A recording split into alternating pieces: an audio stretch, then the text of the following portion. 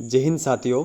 देखिए, काफ़ी सारे स्टूडेंट मेरी असफलताएं और सफलताओं के बारे में जानना चाहते थे और कमेंट भी मुझे काफ़ी अधिक मिले कि सर आपका रिज़ल्ट क्या रहा इस बार, वो आप ज़रूर शेयर करें। तो देखिए, उसी को मद्देनज़र रखते हुए ये मैं वीडियो आपके लिए बना रहा हूँ और आगामी जितने भी एग्ज़ाम हैं उनके लिए भी आपको इस वीडियो से काफ़ी अधिक मोटिवेशन मिलेगा। तो आप अच्छे से इस वीडियो को एंड तक सुनिएगा। देखिए, यहाँ पर 3 एग्ज़ाम ही मैंने मेंशन किए हैं क्योंकि इन्हीं से मेरा संबंध रहा है। RPSC first grade, second grade और थर्ड ग्रेड का।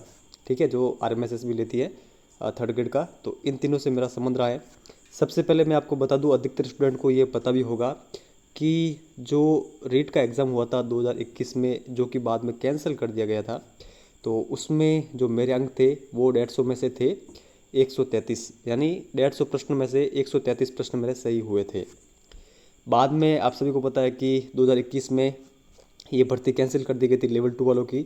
बाद में वापस इसका प्री का एग्ज़ाम हुआ, फिर मेंस का एग्ज़ाम हुआ। तो इन सभी के बारे में हम बात करेंगे। तो आप सभी को पता है जून जुलाई के अंतर्गत वापस 2022 में प्री रीट करवाई गई थी। प्री रीट में मैंने बिल्कुल भी तैयारी नहीं की थी।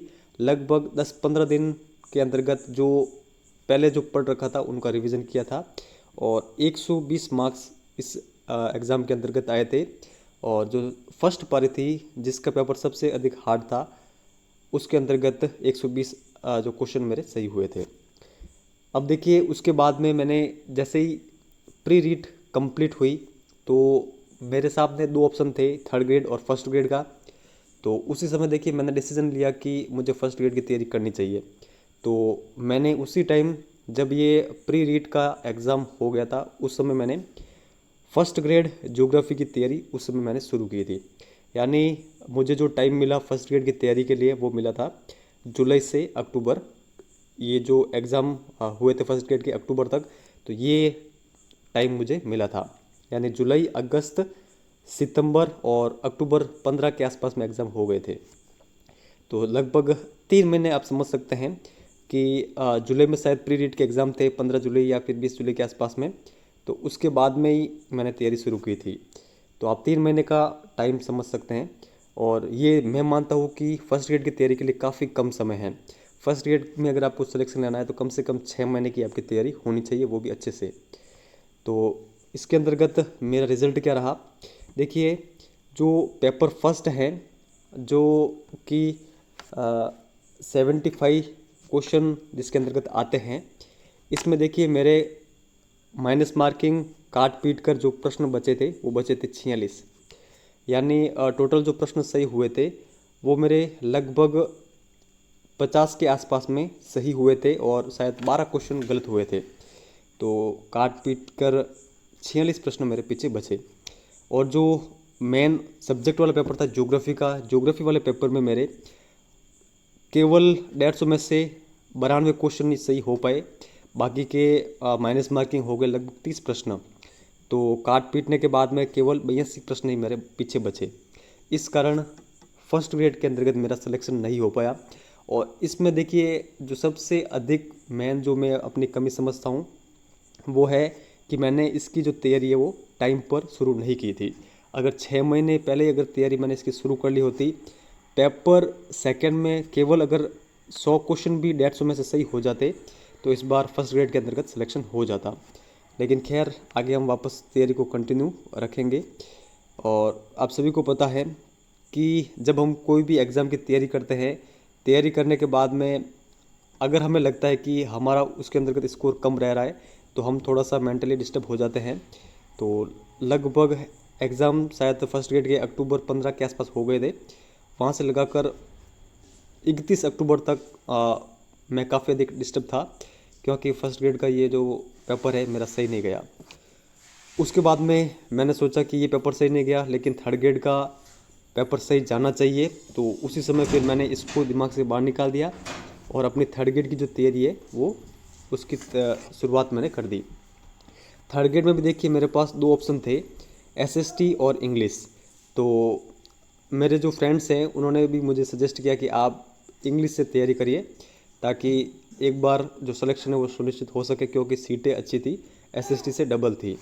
तो फिर मैंने इंग्लिश से तैयारी की थी, लेकिन जो मेरी पकड़ थी सबसे अच्छी वो एसएसटी के अंतर्गत थी। आज भी मैं मानता हूँ कि एसएसटी में मेरी अच्छी पकड़ है। इसी कारण देखिए, जो पेपर फर्स्ट है, आप सभी को पता है कि पेपर फर्स्ट के अंतर्गत जो फर्स्ट ग्रेड में नंबर काफ़ी कम आते हैं लोगों के, फिर भी मेरे काफ़ी अच्छे मार्क्स यहाँ पर हैं। इसमें भी देखिए, मैंने साइंस नहीं पढ़ी थी और मैथमेटिक्स नहीं पढ़ी थी, और इंग्लिश के भी उस समय मैंने इंग्लिश भी नहीं पढ़ी थी, ठीक है। तो उन सभी क्वेश्चन को छोड़ने के बाद में भी ये स्कोर रहा था। तो यहाँ पर देखिए, फिर मैंने इंग्लिश से अपनी तैयारी शुरू की। कब से? 1 नवंबर से। और फरवरी एंडिंग में एग्ज़ाम थे, यानी 3-4 महीने का ही मुझे समय मिला। मेरे लिए अंग्रेजी पूरा एक नया सब्जेक्ट था। फिर भी मैंने अंग्रेजी से तैयारी की, और मेरा जो देखिए डेली रूटीन था वो मैं आपको यहाँ पर बता देता हूँ। रीट 2021 में तो हम 3 बजे उठा करते थे, लेकिन इस बार थोड़ा सा प्लान चेंज किया था कि सुबह उठने का जो टाइम था मेरा वो था 4 AM। सुबह 4 बजे मैं उठ जाता था। फिर हमारे हॉस्टल से हम थोड़ा सा दूर में चाय पीने के लिए जाते थे, और 4:30 बजे वापस वहाँ से आकर जो पढ़ाई अपनी है वो स्टार्ट करते थे, और 6 बजे तक हमारी स्टडी चलती थी। उसके बाद में 1 घंटे का नहाने का और फ्रेश होने का जो टाइम होता है उसके अंतर्गत चला जाता था। फिर वापस 7 बजे बैठते थे, 9 बजे तक स्टडी होती थी। फिर 9 बजे के बाद में हमें खाना मिलता था हॉस्टल के अंतर्गत, तो खाना खाकर एक आध घंटा हम सो भी लेते थे।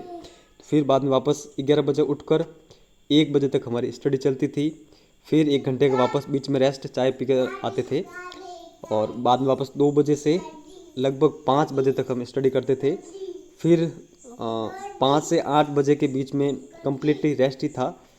8 से फिर 10 बजे के बीच में, ठीक है, रात को वापस 2 घंटे स्टडी करते थे। और जो देखिए पूरा टाइम टेबल है, इसके अंतर्गत मैं केवल 1-2 सब्जेक्ट नहीं पढ़ता था। रेट मेंस के अंतर्गत जितने भी सब्जेक्ट थे, जैसे कि साइकोलॉजी है, शैक्षिक प्रबंधन, राजस्थान अध्ययन है, अंग्रेजी है और टीचिंग मेथड है, उन सभी को मैं डेली स्टडी करता था। सभी सब्जेक्ट को साथ में लेकर चलता था। और बाद में देखिए, जो रेट मेंस के अंतर्गत जो मेरा स्कोर रहा था इंग्लिश सब्जेक्ट में वो रहा था 200.9। अब देखिए, इसमें भी यहाँ पर ये स्कोर मेरा काफ़ी अच्छा रह सकता था, 215 के आसपास में। लगभग आप मान के चल सकते हैं कि 5 से 6 प्रश्न तो ऐसे थे जो मुझे स्पष्टली आते थे, लेकिन वहाँ पर गलत हो गए, और 1-2 प्रश्न कन्फ्यूजन के चक्कर में छोड़ने पड़े थे। तो इस कारण जो थोड़ा स्कोर कम रहा, लेकिन फाइनली इंग्लिश सब्जेक्ट से जो मेरा है वो सिलेक्शन हो गया 3rd ग्रेड के अंतर्गत।